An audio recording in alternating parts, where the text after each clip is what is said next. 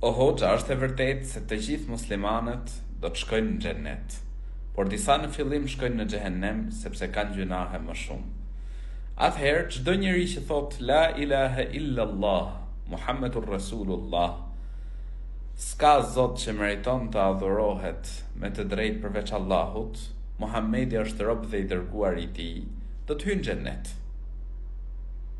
Çdo njeri pra që thot shahadetin me bindje të plotë, pra se ka botë tjetër, ka xhennet, ka xhehenem, ky njeri do të hyjë në xhennet.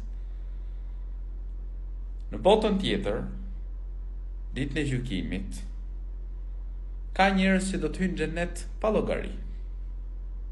Kanë besu, kanë vepruar vepra të mira, i kanë zbatuar urdhrat e Zotit gjithësisë. Do të hyjnë në xhennet pa llogari. Ndërsa ka njerëz të cilët në këtë botë kanë bërë gjunahe shumë, e kanë tejkaluar në gjunahe. Këta njerëz, nëse nuk i mëshiron Zoti i gjithësisë, si fillim hyjnë zjarrin e xhehenemit. Më pas, pra vuajnë dënimin zjarrin e xhehenemit, më pas futen në xhennet. Por besimtari duhet ta lusë Allahun e lartësuar që të na mundësoj xhennetin të gjithëve.